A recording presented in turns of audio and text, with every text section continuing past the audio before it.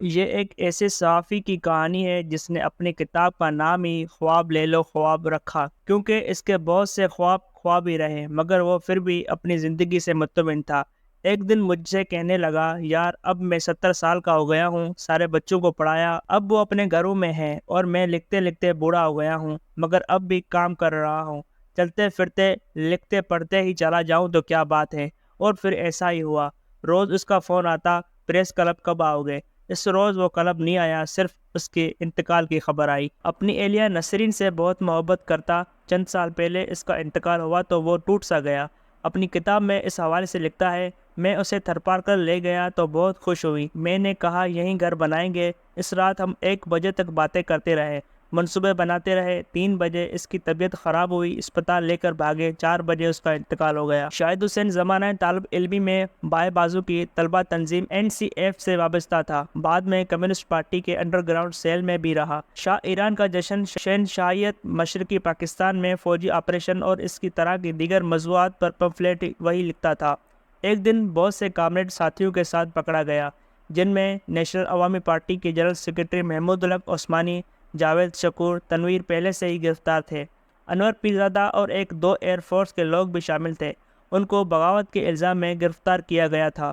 خود پر ہونے والے تشدد کا ذکر کرتے ہوئے شاہد نے لکھا، ایک دن میری والدہ مجھ سے ملنے آئیں۔ جیلر منظور پاور سمجھا کہ میں نے والدہ کو کوئی خط دیا ہے اور اس نے میری گدی پر ایک ہاتھ زور سے مارا اور پھر اس کے ماتحتوں نے بھی مارنا شروع کر دیا۔ مجھے ڈنڈا بھی لگا دی گئی اور بند وارڈ میں بند کر دیا گیا جہاں روز مارا جاتا۔ شاہد کا ٹرانسفر لانڈی جیل میں ہوا تو وہاں بھی اس پر تشدد ہوتا رہا۔ اسے چریا وارڈ میں بند کر دیا گیا۔ میں ایک کھولی میں تھا، سخت سردی تھی، بغیر کمبل زمین پہ لیٹا تھا۔ ڈنڈا بیٹی میرے ٹخنوں کو چیل رہی تھی۔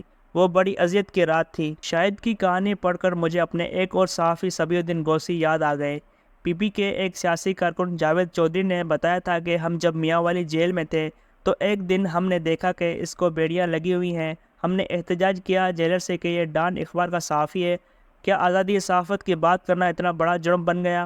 اس پر بیڑیاں کھول دی گئیں۔ شاہد نے یہ تجربہ صحافت میں آنے سے پہلے کر لیا تھا۔ اس نے صحافت میں آنے سے پہلے روس کے انفارمیشن ڈپارٹمنٹ میں کام کیا، پھر قومی اور بین الاقوامی اخبارات اور رسائل میں رپورٹنگ بھی کی اور کالم بھی لکھے، جن میں دی مسلم، دی نیوز، ڈیلی ٹائمز، برطانیہ کے گارجین اور آخری وقتوں میں دی سنڈے انڈین کے لیے کام کر رہا تھا۔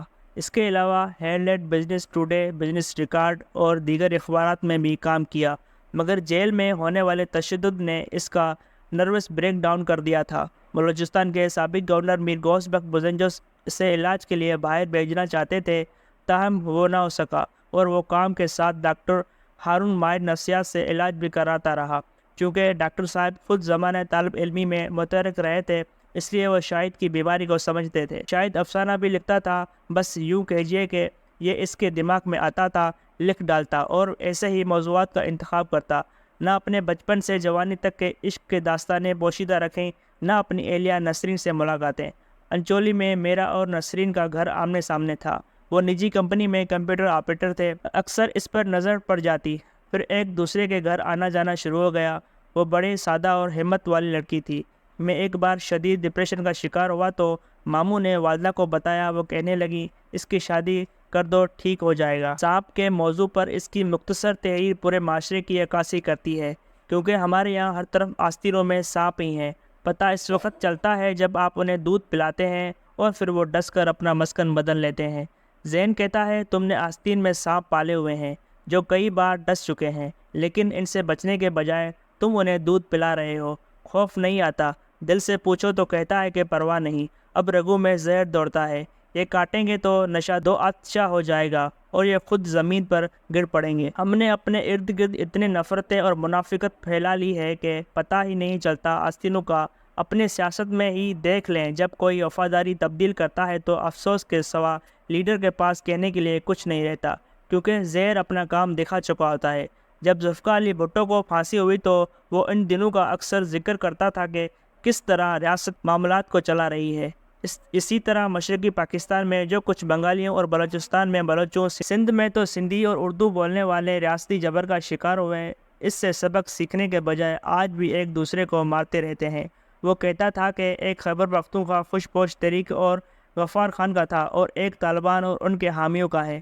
فرق خود کر لیں۔ ریاست نے خوش پوش تحریک کے کچھ کچل دیا اور دوسرے کو دودھ پلا کر بڑا کیا۔ اب ریاست کے آستینوں سے نکلے ہوئے اس کو ڈس رہے ہیں اور زہر اتنا پھیل گیا ہے کہ مرض لا علاج ہوتا جا رہا ہے۔ کراچی پریس کلب کے کونے میں بیٹھا اپنی مخصوص انداز میں سگریٹ کے کش لیتے ہوئے شاید یہ ساری باتیں کرتا۔ جس رات اس کا انتقال ہوا، اس نے کوئی 4 بجے پروفیسر توصیف کو فون کیا۔ وہ اور میں ہمدرد یونیورسٹی سے واپس آ رہے تھے ایک سیمینار سے۔ وہ جاننا چاہ رہا تھا کہ ہم لوگ پریس کلب آئیں گے یا نہیں۔ توصیف نے کہا کل ملتے ہیں۔ ہمیں کیا پتا تھا کہ اب ہماری ملاقات انچولی کے امام بارگاہ میں ہوگی، جہاں اس کی نماز جنازہ میں شرکت کر رہے ہوں گے۔ ایک اور اچھا دوست اور خوددار صحافی رخصت ہوا۔